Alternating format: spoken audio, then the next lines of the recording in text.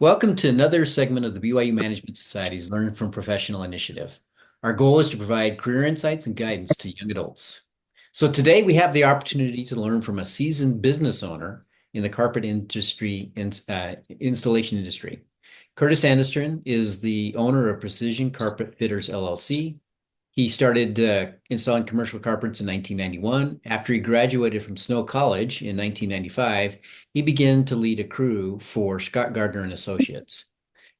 He also began to install carpet for temples of the Church of Jesus Christ of Latter-day Saints in 2001. Curt created his own company in 2004, the Precision Carpet Fitters LLC, and began to install carpets of various temples around the world. He has traveled the distance of more than 50 times around the world and is still going strong, installing carpets in various temples. So, Curt, again, thanks for your willingness to share your insight, both as a business owner as well as a carpet installer to our viewers. So, the first question that we'll start with is: so, what made you decide to, pursue a career in the business slash carpet installer industry? I think it's various reasons, but I think number one was just I had an aptitude for just working with my hands and enjoying doing that. But once I got into this craft, it it was paying very well, and there's always that knowledge of that you can be your own boss in this industry, and everyone comes in because they want to be their own boss at some point. And so that's some of the main reasons. But So when you started working with Scott, did you have that inclination that you were going to start your own company at some point? oh no, so I just basically got in because I was just a high school kid looking for extra money and a job, and so didn't realize I'd end up doing this for a career for sure. I didn't realize that, but it became knowledgeable later on when I just enjoyed doing it and got my two degree. And like, okay, I gotta decide what I'm gonna do. I gotta finalize. I'm gonna do this path, and I just could not pick a path that would put me in an office or doing that line of work. And so I just kept doing what I loved to do, which was working with my hands and being in different places and every day. That's some of the joy of this business. Mhm. So Different atmosphere. yeah, so tell us a little bit more about your own career path then and how you became successful as a business owner. Well, the career path, I guess, is begins with an apprenticeship. You have to get hired on by someone that knows the business, because there's not really that many schools that teach you the basics of carpet installation. So, uh, but there's a lot of people that hire, that everyone's always looking for a helper to install carpet. And I think I was lucky to get into the commercial side because I feel like it's a better business than the residential. That's just my opinion. Some people can argue that, but um, the mission, I don't know. I guess, does that answer the question? I think just Yeah. No, that's good. I guess I became the crew leader, and then from there, my reputation just began to be developed where I didn't have callbacks. People weren't calling, they calling Scott Garner saying, "Hey, they need to go back and fix this. They need to go back and fix that."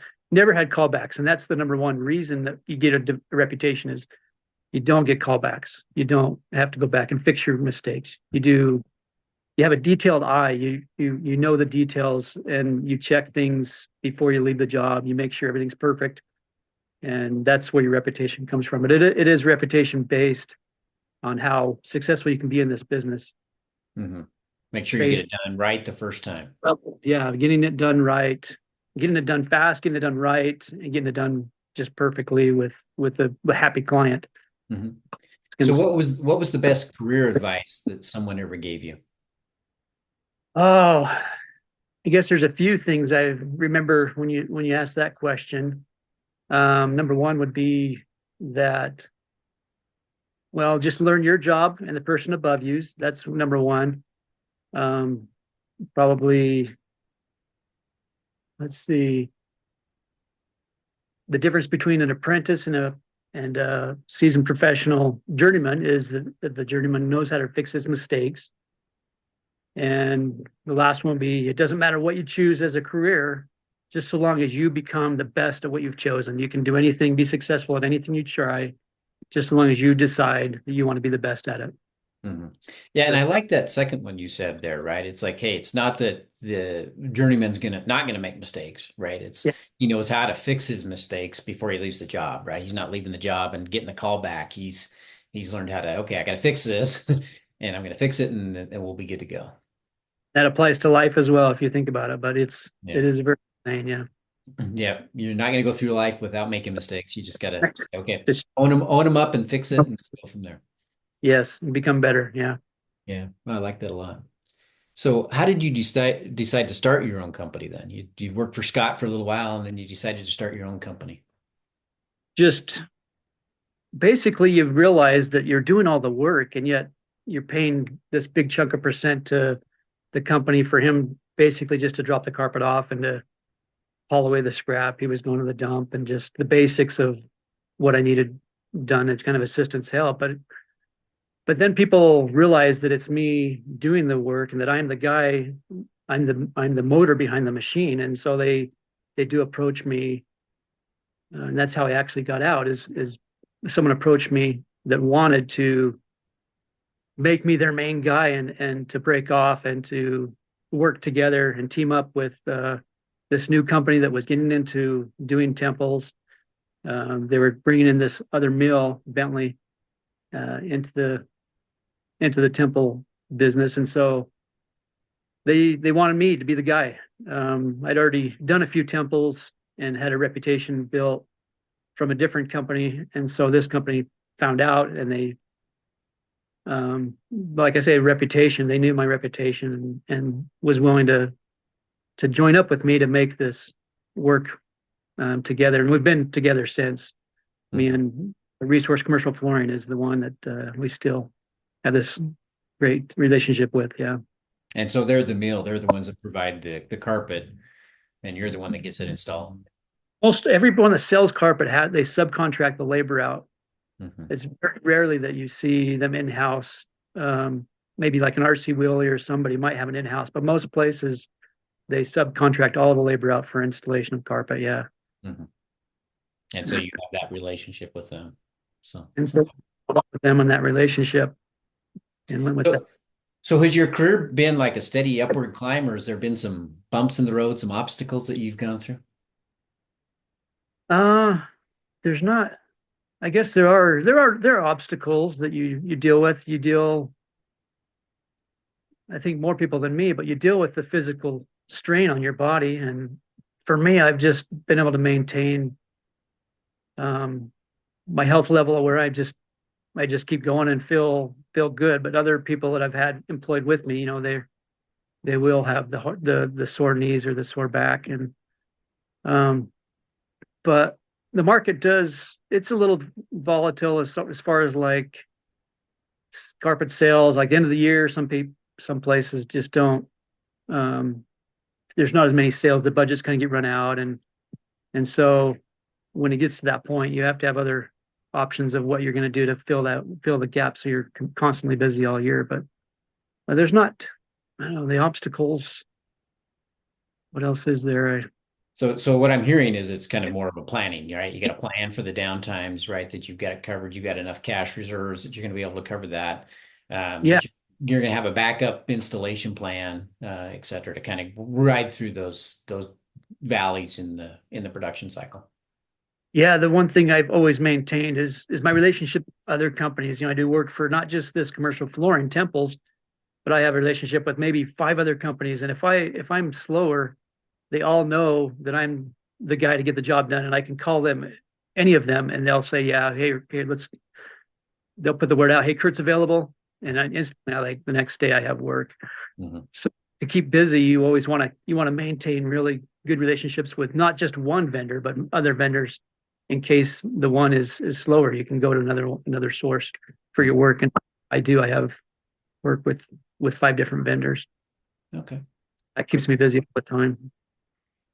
So Yeah. what are some education? I know you talked a little bit about this before. Is there any other education requirements? Maybe more on the business owner side, that things that you've learned or certifications or learning that you've done on the business side? Yeah, there are certifications. Each mill actually wants you to be certified in their installing their carpet because they each have their own methods of like, okay, you need to do this with this carpet, this with that carpet. Hmm. And the recent one that I've done was called NFIC, which is it's this one here. This is the manual. I basically had to test to do this installation guide for natural fiber installer certification. So I can install wool now and know how to do the seams. I learned how to do the stitching. I can hand stitch seams. I mean, that's an old practice, but they do teach you how to do 3 or 4 different methods of hand stitching seams. But now with this certification, I can do the Salt Lake Temple and all the wools that they're going to be wearing, because a lot of temples that are historic, they want to install really nice wool carpet, which is a totally different installation method. Hmm. So, but as far as like going to even a vocational school, I'm not aware of that there's even a vocational school. Really, you have to get hired on an apprentice to learn the craft, Hmm. and plenty of opportunities though to do that.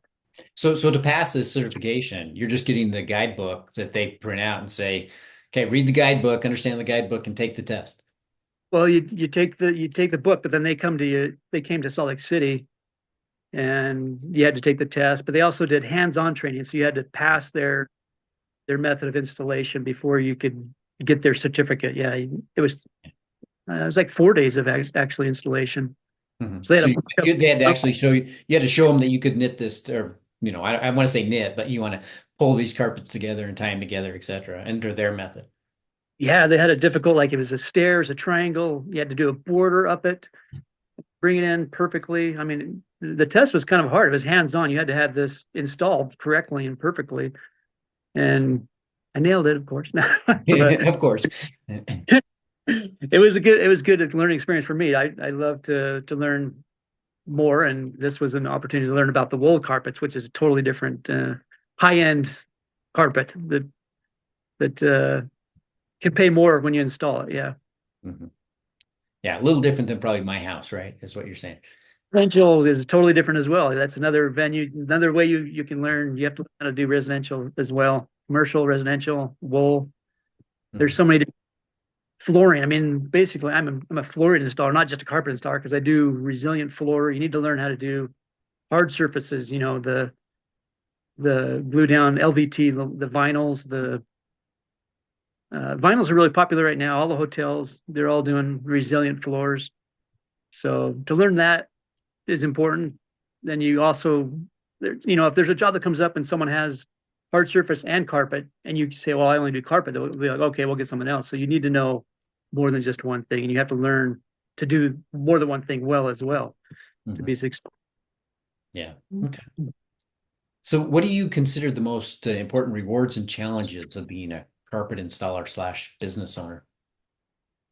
The challenges, I think, are number one, just the physical being, the older I get, I know the longer days are harder, but still my knees are good. But most people, it's the physical, the hurting knees or the hurting back. But Mhm. uh, for some reason, I'm built with just the perfect shape to do it, because for some reason I don't have those kind of pains. But I know the older the installer gets, the more chances of getting that into Mhm. their body. So is there some things you do to work out, to stretch, to PT, something to help with that? Or you just been lucky? Well, I feel like I am blessed because I work on temples, number one, but I'm just active body. Body emotion tends to stay in motion. I play pickleball on my days off. I do work out if I'm stagnant, if I'm not working. Usually at a choice, because I can call someone else and get work, but a lot of times you just want a break. And when I'm on those breaks, I'll still run, I'll still hike, I'll be physical. Yeah. Mhm. I think that's important. The body emotion stays in motion. And so I've just always been in motion. So what are some of the most important characteristics you see for successful leaders? I think the main word that jumps out is desire, desire to learn, desire to work hard, desire to do the best work you can do, desire to please your client, do exactly to get make them the happiest person ever. Because as soon as your client's happy, they're gonna refer that back to the salesman. They're gonna say, "Hey, man, this guy, he did a really good job." And of course, the salesman's gonna want to make you the main guy when you get those callbacks. So just building that reputation, installing really good work. Um, that's the main things I think. Hmm. Okay, great. For me. So what trends are impacting your occupation now? Okay. It's either a businessman or a carpet installer. What are the trends that you're seeing? Trends. I think a lot of floorings are switching over. They're switching over to like polished concrete, resilient hard surfaces. Where I'm the carpet guy. I mean, I like doing carpet. Um, you can learn how to do polished cement, but I haven't gone in that field. But so you have right now the trend is to have a hard surface like that they never have to maintain, which is all the Costco's, all the Walmarts. They're all just hard surface. They're all polished concrete, and that's it. Mhm. But once in a while, the church will get around a conference table and they'll be like, okay, let's actually try to get locals in these areas to do this work. And so they'll give it a shot, and the locals just really do a horrible job, and I ended up replacing it. But there are those times where they feel like, oh, we can hire locals to do this. Um, Another challenge for me is like Canada, getting into Canada to do work there. It takes a lawyer and a lot of time, and so we finally just said, okay, we're going to let locals do average work up there, and we're just going to not do the whole country of Canada because it's just too hard to get in there. There's Mhm. too much money to get in there. But so there's that. What else? Okay. No, that's good. So, what advice would you give someone that's interested in becoming starting their own business? What advice would you give them? Starting their own business, you got to be willing to do the hard labor, the hard time. But when you're the boss, you might think that you're getting more time off, but in my situation where I wanted the best reputation, I was actually doing the most work. So having just a hard work mentality and willing to work hard is the number one thing I would say that you really need to do. Mhm. There are So don't start a business thinking, oh, I'm going to work 5 hours a week and make a gazillion dollars, right? well, you think you're the boss, you think you're just kind of ordering people around, but that's for me as the boss, I'm like the man that needs to be running point. I've got to be telling everyone what to do and showing them, not just like making a call and saying do this. I'm hands on, and that's why my reputation is good, is because everything I do is hands on. I don't drop the carpet off and say, "Here, install this." I'm always there, and they always know it's me that's going to be what they're getting is me. Whereas other companies, they do kind of the Scott Garner method where you just drop the carpet off and you're not hands on. You're supervising over the phone, and eventually it gets out that you're actually not the guy that should be thanked for doing such good work. And then like I said, that's how I got pulled out and brought into this temple business just from reputation and being a leader. But yeah, you gotta in this industry, really Spanish is good. You need to know your Spanish because it's really Latino flooded, and there's a reason for that. I mean, a lot of times you want to hire a Latino because it's harder for a Latino to create their own business, to break off, to speak well enough to be their own boss, and it takes them a lot longer. And so I actually inclined to hiring a Latino. Plus, they come from a background where they're just hard workers, and you can rely on them. Uh, but still, eventually, they do learn the business and are English enough, and they will break off, and they do break off, and that's probably the hardest part about my business is training someone, and all of a sudden they're like, okay, well, yeah, I'm quitting, I'm gonna start my own business, and you've invested all this time, all this apprenticeship into them, and they're ready to go, and they actually have your techniques. They are pretty good because they've been trained by Mhm. Anderson and his And you want the quality of your stuff to be good, so you've trained them up right, to yeah to be good. Uh, things the way I do them, and so when they break off, they do get work, and I'll have companies call me like, hey, there's this guy. He says he's worked with you doing temples, and they're like, is this true? I mean, they verify with me, and as soon as I say yeah, they're like, oh, okay, well, we'll give them a try. Like Hmm. this company that's broken off me is going to do good work, and like instantly they're in with another company, which is good for me because they're not really competitive to me because I still have priority as far as what jobs I'm getting because I have the long lasting relationship. So building that long lasting relationship is important. Well, to get the jobs, to be the number one guy and the go to guy. Hmm. Okay. So, how can a young adult further explore or research a career in either the carpet industry or at being a business owner? Uh, you can research, like you're saying, the trends. I mean, if you just look at how many pickleball courts are being built right now, the trend is why don't I learn how to do acrylic pickleball courts? And you know, that trend is important to look at what people are doing, but you got to think of carpet as it's always going to be something that is going to wear out, and so you're always going to be busy. There's never a time like, oh, this carpet's going to last forever. It just unless they choose the polished concrete, you're in business forever. And so um, I think I kind of went off base of your question, but No, no, no, that's totally good. okay. Um, so, if somebody is, youth today want to make a positive impact in the world, right? So, what would you recommend for them to have to accomplish this, right? Making a positive impact in the world. Well, I think in this career in carpet installation, you're always improving someone's. Well, you look at the temple and you look at how beautiful it is. You're going to improve. You get to improve their experience.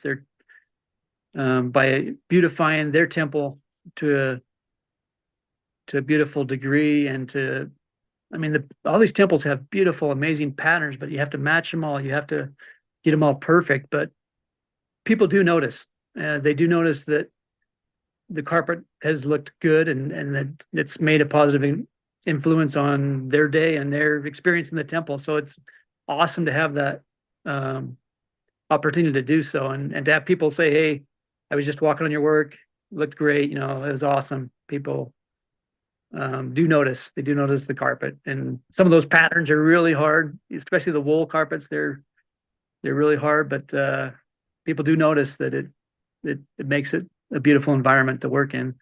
Mhm. Okay, great. And you've talked a little bit about this, but networking seems to be important as a carpet installer, right? So one of the things you've said is make sure you do a good job, right? You're on time, you're doing quality work. Is there anything else, to kind of make that relationship and that networking, flow for you? I think as far as the networking, you need to, like I was saying, make sure you have more than one source you're getting your jobs from. Network to other sources, and you'll always be busy if you do that. Yeah, I guess that's how I'd answer that question. Hmm.